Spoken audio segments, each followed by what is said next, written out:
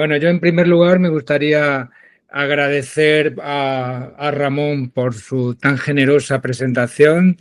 Ramón es de esas personas con quien tanto quiero en esta área de conocimiento. Y en segundo lugar, quiero también agradecer tanto al CEMAP como a Mónica, de nuevo a Ramón, a José, a Sebas, a Nacho y a Francisco Antonio. Pues eso, la invitación que me hacen todos los años para estar con ellos. Para mí, sois mi familia de Alicante y que os quiero mucho en ese sentido.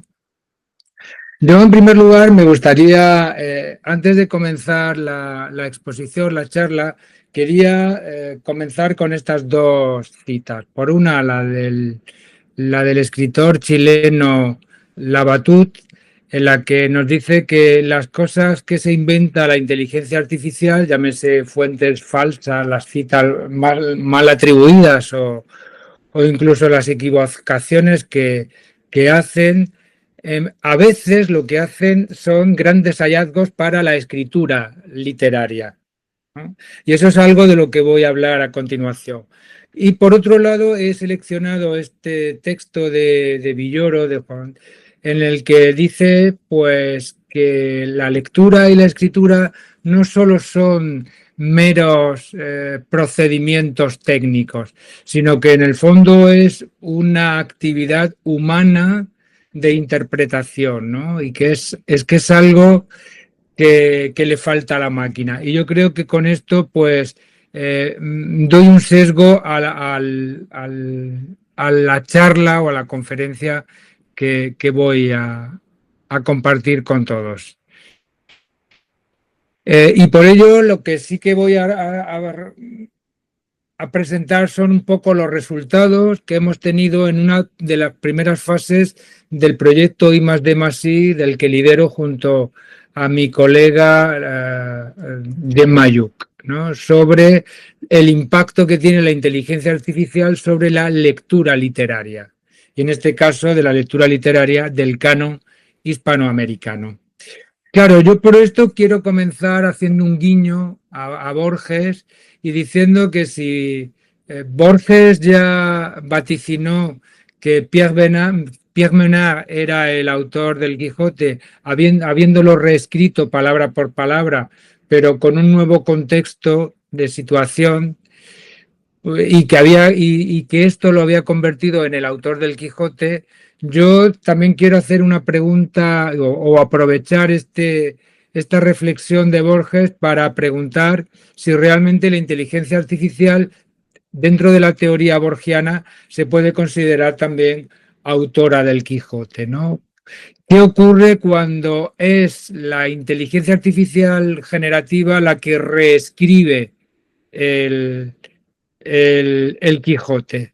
¿Podemos hablar entonces de autoría o solo de reproducción estadística? Y en este sentido, yo para reforzar esta idea, que en el fondo es una pregunta retórica, porque yo sé más o menos lo que piensa el auditorio y voy a reforzarle un poco esa idea. Entonces, para reforzarla aún más, pienso incluso en las citas apócrifas de las que es un gran maestro Borges y que luego en España tenemos, por ejemplo, a Vilamatas. El de hacer citas falsas para poner en cuestión, para poner en solfa el concepto de autoría e incluso el concepto de realidad de la ficción, ¿no? Y en este sentido, pues había seleccionado un texto en un ensayo de Borges que decía que la revista de estudios históricos publicó en 1904 una reseña muy severa de sus trabajos. Un profesor de la Universidad de Salamanca lo acusó de plagiar a Leibniz, ¿no? Entonces, revista y críticas configuran un recurso literario en Borges, pues para hablar del límite de la autoría y del límite de lo que es la frontera entre la realidad y la ficción, ¿no? Y un poco de reforzar esa idea de texto complejo, académico, y abundante de citas, como se merece un texto de un ensayo académico. Pero claro, esto lo podemos relacionar con la idea de las alucinaciones de la inteligencia artificial, porque la inteligencia artificial, el problema que tiene es que no puede estarse callado ante una pregunta que le hace la persona con la que está interactuando. Y entonces se siente obligado a responder en ese sentido, ¿no?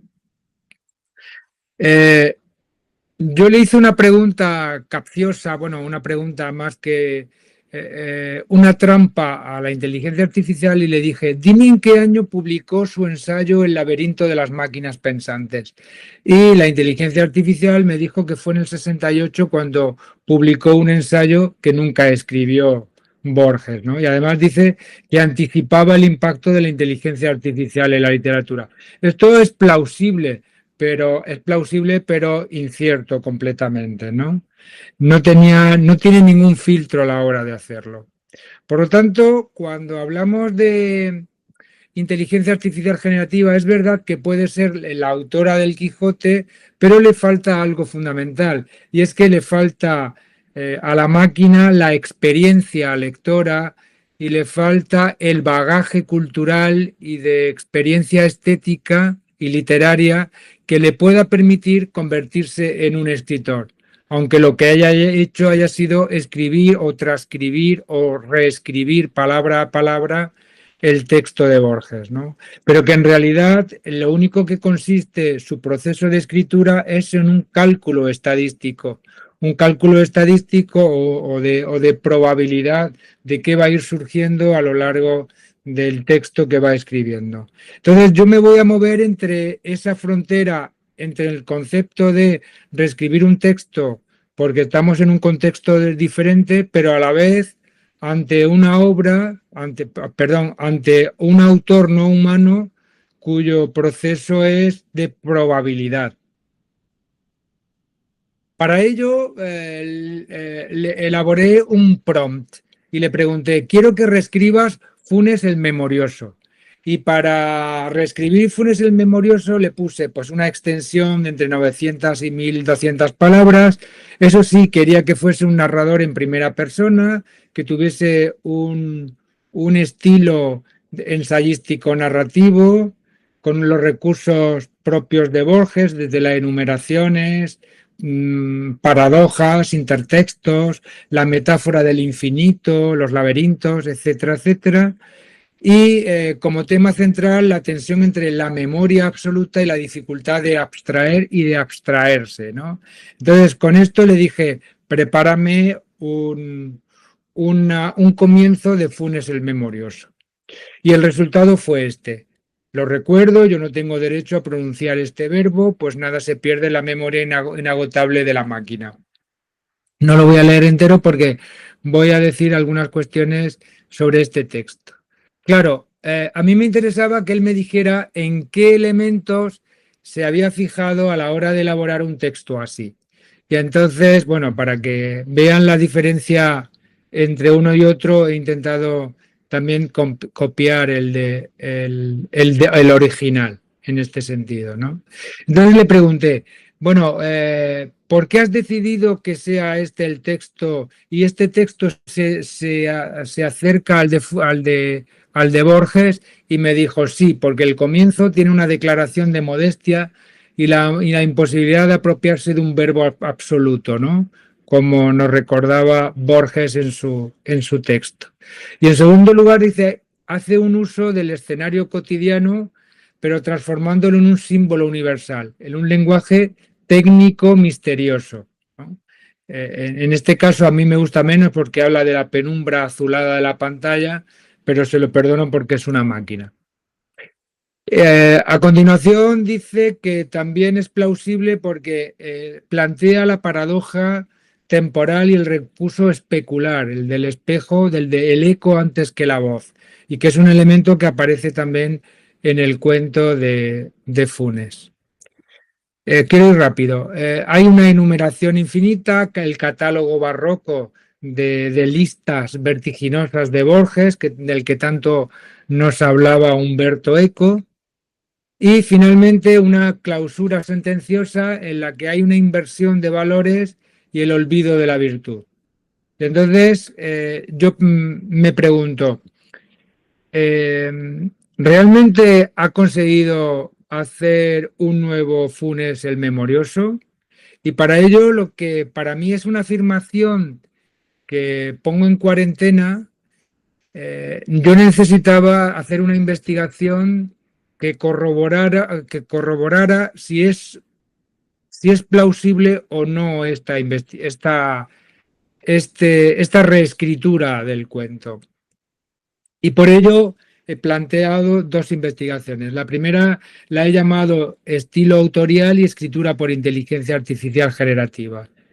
Y es lo que les comentaba. Mi objetivo, mi propósito final en este caso era examinar si la inteligencia artificial puede imitar el estilo de un autor específico y a la vez, aunque lo pueda imitar, qué piensan los lectores acerca de ese estilo. Si es un estilo logrado, si es un estilo que permite pensar que te estás confundiendo con el autor de verdad, es decir, un estilo de si realmente podemos convertirlo en un autor, el autor de Funes el Memorioso.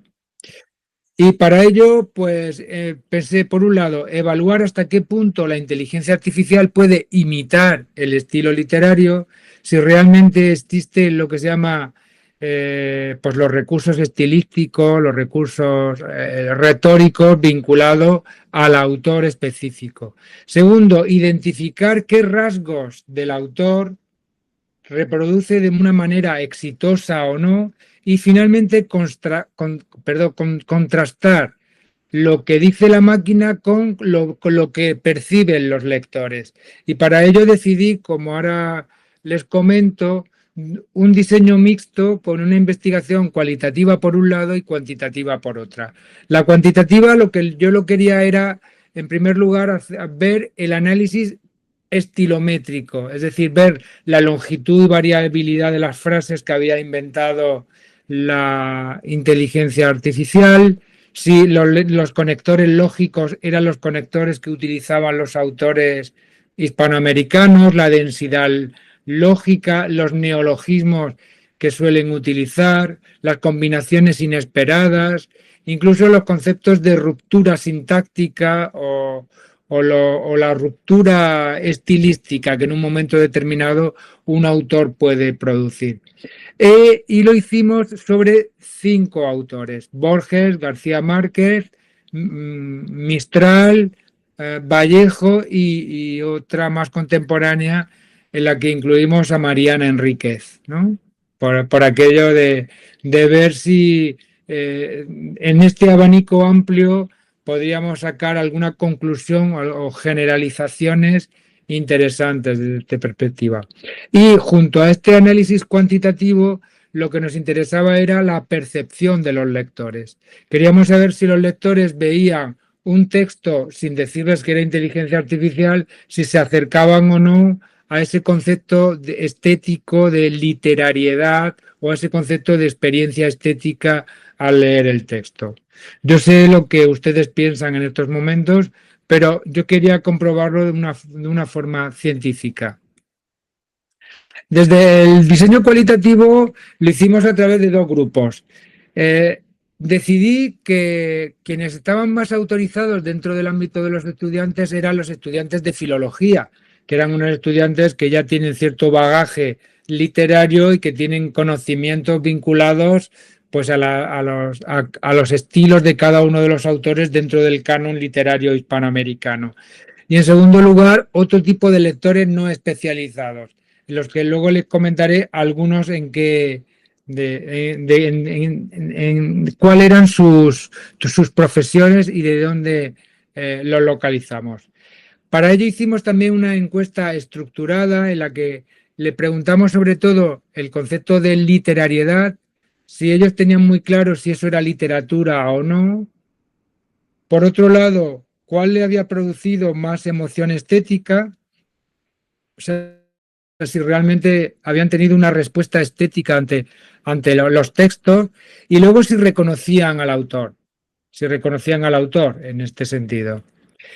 Y finalmente, para darle mayor peso cualitativo y darle mayor concepto de la generalización, propuse un grupo focal, un grupo donde se habló de la discusión entre de si esos textos que finalmente habían salido de la inteligencia artificial tenían un carácter literario o simplemente era un sesgo probabilístico que además estaba plagado o trufado de irregularidades literarias o lingüísticas en ese sentido.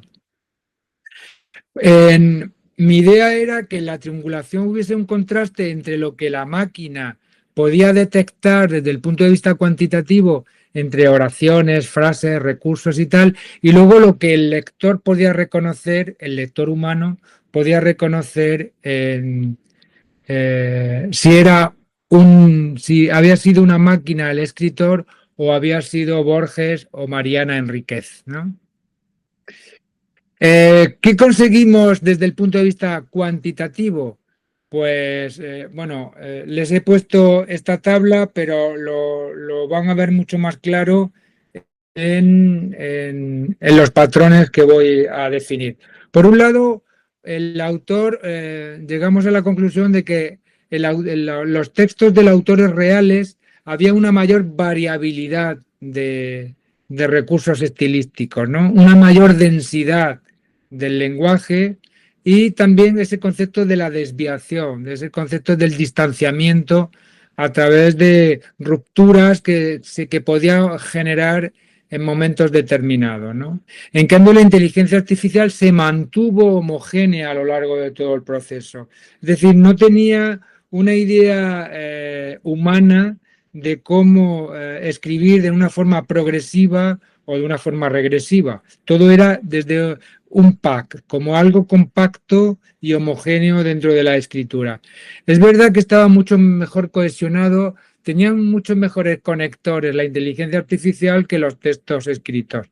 Pero claro, una cohesión falsa, porque luego le comentaré cosas de ello.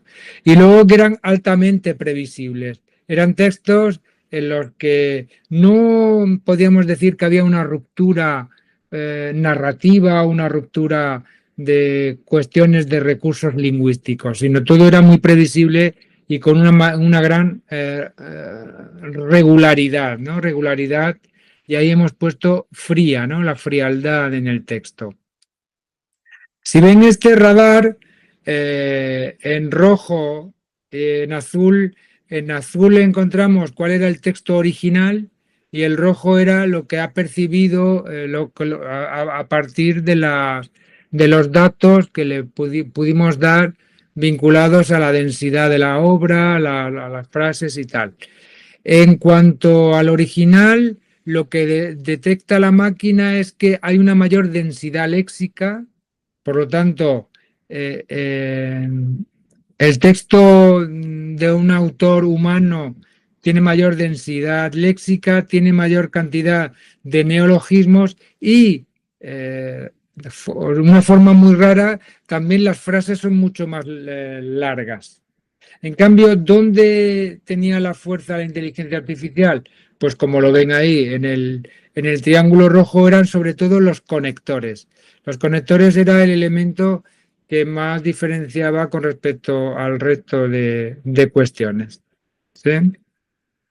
Aquí se ve mucho mejor en esta diagrama de dispersión, porque por un lado, en la parte azul nos encontramos en cómo detecta la máquina la originalidad del autor, que lo ven en este lado, y por otro, todo agrupado en la parte, en la roja, en la parte de los diagramas raros, con la longitud media de la frase. Por lo tanto, eran frases mucho más largas, mucho más complejas, la de los escritores que con respecto a la de la inteligencia artificial. Y ustedes me dirán, bueno, esto es la verdad de Perogrullo. Sí lo es, pero tendríamos que demostrarlo de alguna forma, ¿no?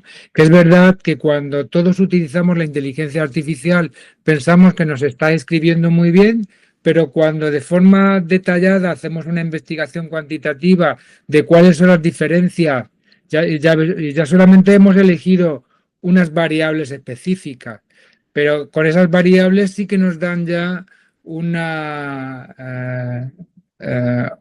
aproximación de la realidad entre un texto, sin entrar todavía en la literariedad, sin entrar tampoco en cuál era la emoción estética que podían producir.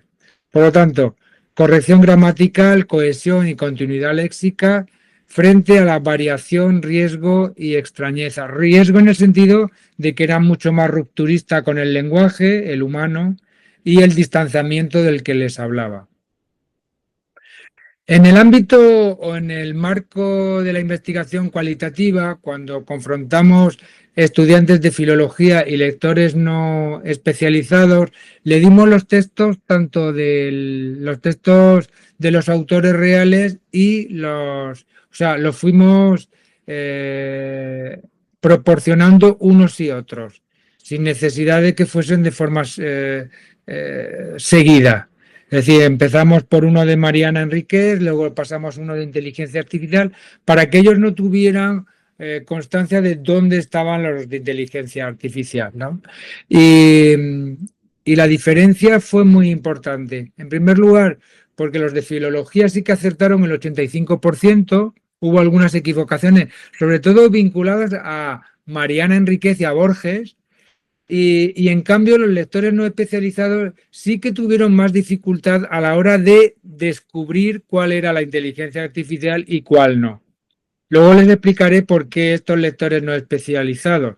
Los buscamos, por un lado, de lectores de clubes de lectura de centros educativos y, por otro lado, alumnos que no eran muy lectores, alumnos del grado de infantil y primaria de la Universidad de Almería, que ellos no tenían un bagaje ni una experiencia literaria muy grande, ¿no? En este sentido, se ve mejor en esta figura, ¿no? El reconocimiento de los autores de la inteligencia artificial frente a los originales, ¿no? Y lo que me interesaba sobre todo era cuando le preguntábamos por la emoción estética y por la literariedad percibida. Es verdad que con el original tuvieron una mayor concepto de experiencia estética, de haber tenido una experiencia enriquecedora y catártica con respecto a la lectura de los autores humanos, pero también los hubo vinculados a la inteligencia artificial. Y el concepto de lo literario, ¿qué es más literario, este texto o aquel? También tuvieron grandes dificultades a la hora de exponerlo. ¿De acuerdo? Es decir, es un elemento de reflexión para esta cuestión. Una vez visto que es verdad que los de filología sí que tenían mayor capacidad para diferenciar uno de otro, pasamos a un grupo focal en el que intentamos hacer la síntesis de por qué habían reconocido a un texto, qué diferenciaba el texto de María Enríquez con respecto al texto de inteligencia artificial, ¿no? Y los estudiantes, la mayoría, pues lo tuvieron claro. El concepto de... ellos hablaban de musicalidad. Es decir, ellos decían que era mucho más fluido un texto hecho por un autor humano que por la máquina, ¿no? Y el riesgo que salía en todo el rato, el riesgo como ese elemento de ruptura narrativa, de ruptura sintáctica, de ruptura léxica incluso, esa especie de osadía por romper el lenguaje, ¿no? Por romper la lógica natural del lenguaje. Y eso sí que lo dejaban ellos muy claro, porque ahí marcaban el concepto de la literariedad. Y en cambio decían que eran mucho más correctos y en cambio la inteligencia artificial mucho más fría y previsible a la hora de cuando lo estabas leyendo. Eh,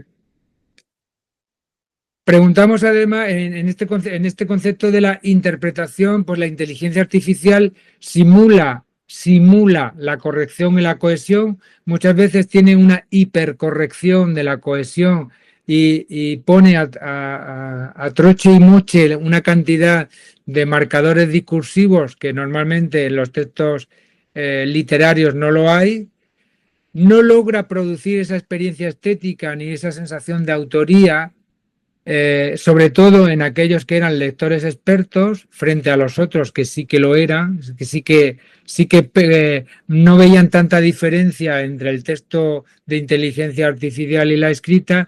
Y lo literario para ellos se vincula sobre todo a ese concepto de lo que hemos dicho, de la sorpresa, del riesgo, ¿no? De la ruptura de ese lenguaje lógico cotidiano. Como tengo muy poco tiempo, voy a pasar. Claro, ¿el problema cuál era? El problema era que una vez que ya tenemos muy claro que es verdad que hay un tipo de lectores, además un lector avezado, que es capaz de reconocer un texto del canon literario hispanoamericano, nuestro problema era entender que había un riesgo importante. El riesgo estaba determinado sobre todo porque la inteligencia artificial generativa, si tiene una cosa es que se alimenta de datos, de unos volúmenes ingentes de datos.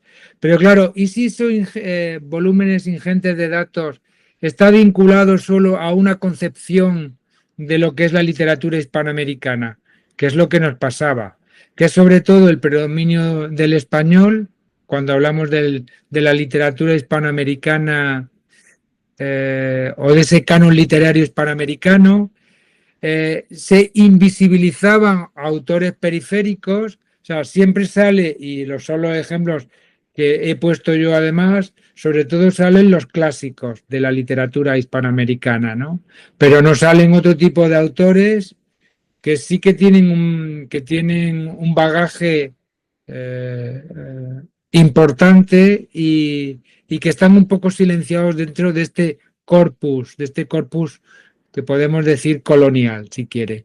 Luego, además, pregunté sobre todo qué escritura hispanoamericana estaba vinculada a lenguas originarias, ¿no? Y apenas me dio nada. Es decir, no está enriquecida la inteligencia artificial con textos en quechua, en náhuatl, ¿no? O en la transcripción de estos textos. Por lo tanto, lo que nos estaba produciendo cuando hablamos de lectores del canon es una homogeneización de lo que podía ser la literatura hispanoamericana a través de la inteligencia artificial y sobre todo aparece un nuevo riesgo dentro de esta especie de colonialización digital, que es lo que se llama la colonización algorítmica, ¿no? La reproducción masiva a través de lo probabilístico y del algoritmo lo que genera es una jerarquía cultural. Es decir, si yo solamente doy o alimento a la inteligencia artificial con textos del canon prestigioso, lo que estoy generando es una jerarquía cultural y estoy invisibilizando otro tipo de realidades o de esa diversidad literaria de la que hablamos cuando se trata el canon literario hispanoamericano. Claro, hasta ahora he hablado del escritor, la inteligencia artificial como escritora de un texto específico. Pero, ¿qué pasa si en lugar del autor, la inteligencia artificial es el lector del canon? ¿No? La pregunta es, ¿cómo lee? ¿Cuál es el modo de leer de la inteligencia artificial sobre una obra del canon literario hispanoamericano? Si habláramos de los modos de leer en un lector humano, lo tendríamos muy claro. Pero ¿cuáles son esos modos de leer de una máquina? Esta es la segunda investigación de la que les quería hablar. Y sobre todo porque traigo a colación la cita de Borges, la architraída cita de Borges, que uno se jacte de las páginas que ha escrito, yo me enorgullezco de las que he leído, ¿no? Entonces, más allá de convertir la inteligencia artificial como la escritora del Quijote, a mí me interesaba sobre todo cuál sería el modelo de lector a partir de la inteligencia artificial. Y para ello, la pregunta de la segunda investigación es, ¿cómo nos puede ayudar la inteligencia artificial a leer un texto? Porque está claro que no es un lector, no es un lector humano porque le falta la interpretación del texto, ¿no? En todo caso, es capaz de resumir, como ahora veremos, es capaz de sacar tópicos, recursos, etcétera, etcétera, pero no es capaz de hacer una interpretación humana ni del pensamiento crítico y de la asociación de relaciones, si quieren, sinápticas vinculadas a la experiencia cultural. Claro, pensamos, eh, ¿qué puede hacer la inteligencia artificial con nosotros como lectores del siglo XXI?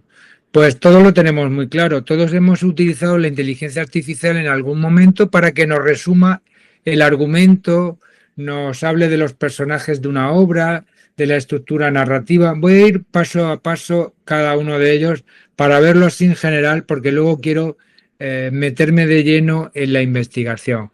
Eh, Ir diciéndome cuánto tiempo me queda porque de esa forma voy mucho más rápido. Por ejemplo, cuando hablamos de la inteligencia artificial, José Manuel, unos 10 minutos. vale, perfecto. Inteligencia artificial, cuando le pedimos que nos resuma algo, yo le pedí, resume el incipit del comienzo de 100 años de soledad y me hizo un resumen muy tal. Me dijo, menciona a José Arcadio Buendía, reconoce la referencia a Macondo y señala el contraste temporal, vocación frente a narración. Me hizo algo que me está situando a mí como lector ante una página que desconozco, ¿no? Pensemos que yo no tengo ningún tipo de bagaje literario, pero que mi primera incursión en la obra que sea un poco el resumen que me haga del comienzo la inteligencia artificial. Y en este caso, pues es esto lo que me dijo, que sitúa al lector en un doble tiempo narrativo, el del presente que se encuentra en el pelotón de fusilamiento, etcétera, etcétera. Es decir, me está ayudando a situarme en un contexto de la obra. Si quiero ir rápido. Segundo, otra posibilidad que me permite la inteligencia artificial es localizar motivos y patrones que la mayoría de la audiencia seguro que está de acuerdo conmigo cuando en una propuesta pedagógica ante los estudiantes, llamémoslos de secundaria o incluso los de la universidad, preguntamos por motivos, por tópicos vinculados a un texto específico, muchas veces tienen dificultad a la hora de hacerlo. Pero fíjense la posibilidad que tiene la inteligencia artificial que le preguntamos, localiza motivos y patrones vinculados a 100 años de soledad. Y aparecían algunas de ellas. Y luego con el Aleph, ¿no? Agrupaba una serie de elementos que me permitieron, por ejemplo, luego en la investigación lo iremos viendo en ese sentido. Otro de los elementos interesantes era la detección de los elementos narratológicos. Uno de los aspectos que normalmente tienen más dificultad los estudiantes es identificar, por ejemplo, una voz narrativa y si esa voz, qué focalización tiene o cuáles son los saltos temporales, porque muchas veces hay textos cuya complejidad temporal pues genera cierta confusión en un lector no avezado, ¿no? Y en este sentido, la inteligencia artificial nos permite detectar elementos que nos ayuda a nosotros a no perdernos dentro de ese proceloso mar que es la lectura, ¿no? La lectura situada. Quiero ir rápido. Otro de los elementos es pues la comparación. Yo le pregunté a la máquina, quiero que me hagas así, abuela pluma, una comparación entre las estéticas de cada uno de los autores. Es verdad en fin, que deja mucho que desear, pero es un elemento que me pudo permitir plantearlo como una propuesta pedagógica, ¿no? En este sentido, aplicable, lo he puesto ahí a la literatura comparada, cuando estamos hablando de las constelaciones en secundaria o cuando hablamos de la literatura comparada o de la propia intertextualidad, ¿no? En este sentido. Y por ello, cuando le pregunté a la inteligencia artificial sobre ese concepto de la intertextualidad, eh, me supo o me hizo una relación entre la Aleph con la comedia de Dante, me justificó, por ejemplo, citas que aparecían o me decía que no encontraba alguna cita apócrifa de las que aparecían en el texto, o incluso me señalaba conexiones plausibles que yo como lector tampoco me podía haber dado cuenta, sino de cuestiones mucho más de relaciones porque se había alimentado de una serie de textos posteriores, de autores posteriores. ¿Sí? Otro de los elementos que me permiten a mí como lector era generar instrumentos pedagógicos. Por ejemplo, preguntas para guiar en la discusión de un seminario. Yo como docente me interesaba hablar bueno, pues hazme una batería de preguntas vinculadas al incipit de 100 años de soledad. O establéceme un glosario de términos narratológicos que yo pueda utilizar en clase y localízame ese término, ese concepto narratológico dentro del texto, ¿no? Desde la metalepsis, la focalización, cualquier elemento. Y además hazme una rúbrica para evaluar de forma crítica las posibles lecturas de mis estudiantes. Luego incluso citas verificables desde bases de datos confiables. Este es uno de los elementos que a mí más me interesaban. Por ejemplo, citas mediante la recuperación, o sea, la curación de datos. Yo le decía a los estudiantes y le ponía el caso de las citas apócrifas de Borges y yo le decía, hay que estar atentos porque nos están engañando. Nos están engañando y tenéis que hacer curación de datos. Y esto, por ejemplo, lo permiten ciertas aplicaciones o funcionalidades vinculadas a la inteligencia artificial. Quiero ir rápido. Por ejemplo, uno de los que más me interesaron para mis alumnos de magisterio era la aplicación o la funcionalidad del size space, ¿no? Que yo le pedía, digo, frente a, frente a las alucinaciones, le dije, hay un programa que te busca en las fuentes fiables o confiables de la Web of Science o de Scopus, te busca los mejores trabajos y los más representativos de un texto determinado. Y me hizo los 15 y los estudiantes pudieron trabajar con esos textos. O sea, que me está ayudando a no estar buscando una bibliografía específica, ¿no? Luego, además, con el Research Rabbit, le dije que me vinculara a estos autores y me generara una especie de árbol, ¿no? De las posibilidades que tenían entre ellos y de cómo iban trabajando estos autores. Por lo tanto, es una lectura académica vinculada también a la inteligencia artificial. Otra de las que me interesaron mucho es el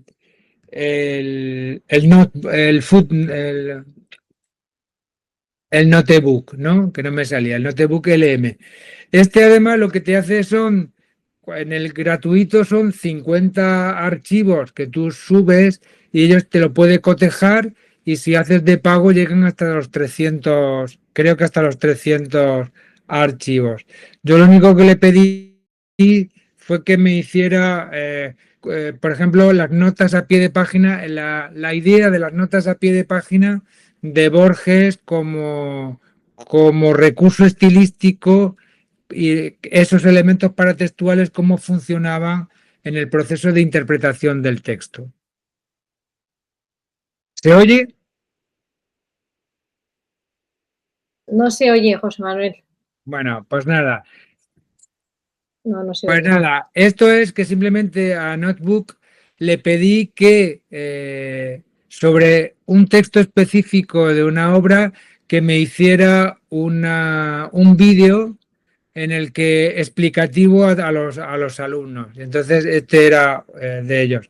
Como os dejaré las diapositivas, que me gustaría que lo oyeran para que vean la perfección a la hora de buscar ese resumen y de cómo lo han hecho. Vale. En principio, por lo tanto, nos permite muchas cosas, desde resumir, ofrecer citas, pero ¿qué es lo que no hace la inteligencia artificial? Es leer críticamente el canon. Y eso lo íbamos a hacer a través de una investigación. Era ver que con solvencia hace unas cosas, pero otras no. Y el problema era que cuando intentan hacer una especie de lectura crítica, lo que hacen es un espejo deformado. Refleja discursos críticos distorsionados. ¿Por qué? Porque se ha alimentado de un tipo de crítica literaria muy específica, ¿no? Y no vinculada a esas experiencias lectoras que podamos tener cualquier lector humano en ese sentido. La investigación que hicimos fue lo mismo, 100 años de soledad, el Aleph y la noche boca arriba. Pedimos por un lado que nos hicieran una curaduría de datos, es decir, que comprobaran toda esa información, que hicieran una plantilla crítica con el glosario narrativo y luego que de forma aleatoria pues que nos dijeran cuáles eran los textos. Y entonces para evaluación hicimos 7 dimensiones: exactitud, pertinencia, conceptos, contexto, intertexto, coherencia y transparencia. Sé que esto es complejo a la hora de abordarlo, pero que los resultados fueron que por un lado las respuestas fueron poco profundas, con errores de citas muy determinadas. Hubo, por ejemplo, que esa lectura algorítmica hubo una mayor exactitud, pero sin verdadera interpretación. El tercer grupo fue una mejor coherencia y una organización crítica, pero con unos grandes límites de originalidad. Y la última, la de la aleatoriedad, fue que se generaron o se produjeron textos creativos pero incoherentes, con distorsiones de conceptos en ese sentido. Por lo tanto, lo que podemos ver a través de este resultado, y perdonen porque lo he intentado despachar tan rápido, los resultados fue que la mayoría, todos coincidieron en la importancia del método, ¿no? Frente a aquellos otros que eran aleatorios. Los errores más característicos, pues por ejemplo, cuando hablaban de García Márquez, cuando le preguntamos a la máquina, dime qué elementos puedes caracterizar al 100 años de soledad, pues sobre rotularon el concepto de realismo mágico. Decía a todo que el texto era realismo mágico por todos lados, ¿no? O la simplificación de la dimensión política. En el Aleph, por ejemplo, otro de los errores más característicos es que era que todo el rato confundía el narrador con el autor, con la pérdida de la ironía, no sabía captar la ironía de Borges y claro, me puede decir, claro, esto es que es una verdad de perogrullo. Sí, pero queríamos comprobarlo de una forma científica, ¿no? Y en Cortázar, pues había una especie de psicologismo muy superficial, no trataban de forma profunda los elementos. Otro de los aspectos es que era la metalepsis, es decir, la irrupción de un personaje en otro nivel de la estructura narrativa, pues tampoco la entendía muy bien la máquina, ¿no? Y había confusiones de esos planos narrativos. Esto es un poco, abuela pluma, estas características, los errores de la LEF, estos que les he comentado, y los de Cortázar. Por lo tanto, en el fondo, lo que estaríamos hablando es que el tipo de lecturas algorítmicas que se hace son, por un lado, recuperan citas fieles, pero sin interpretarlas, hacen lecturas esquemáticas que repiten los clichés críticos sin hacerles matices. La lectura metódica, que es la que he dicho, que es la más interesante de todas, que hace uso de conceptos narratológicos y citas y organiza muy bien el texto. Y finalmente las lecturas erráticas, que eran incoherentes y anacrónicas en ese sentido.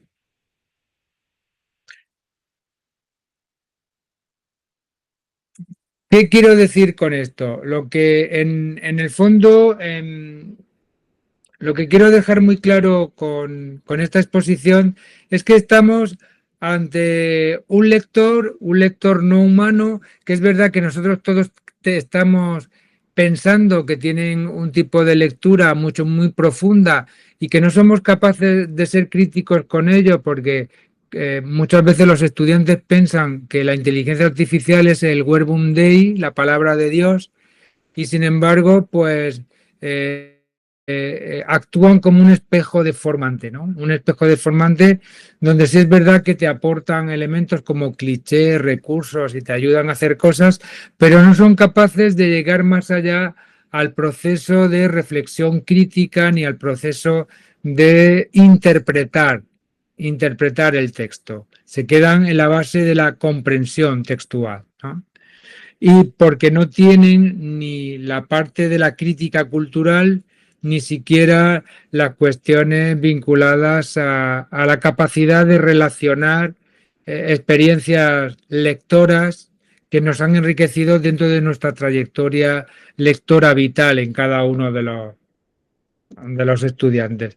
Por lo tanto, ya con esto acabo, la inteligencia artificial la podemos entender como un espejo deformado que refleja, es verdad, las tradiciones críticas, crítica en el sentido de la crítica literaria. Cuando yo le pido al texto que me haga una crítica a partir de, bueno, de una obra específica, lo que intenta no es hacer una interpretación personal, sino lo que hace es buscar un texto de un crítico literario específico y vincularlo a ese trabajo, ¿no?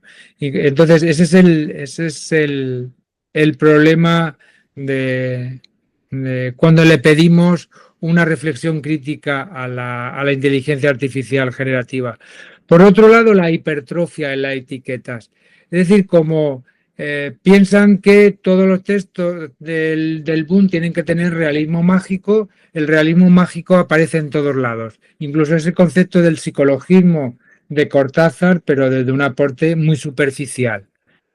Introduce muchos anacronismos y muchas simplificaciones. Y el valor pedagógico es que yo, como profesor, tengo que entender o comentar a mis estudiantes que la inteligencia artificial lo que nos permite es revelar ciertos automatismos, pero que luego deben de ser ellos los que curen los datos, los que hagan la reflexión crítica y los que hagan una interpretación a partir de toda la reflexión y de las experiencias lectoras y de su trayectoria vital. Y con esto acabo.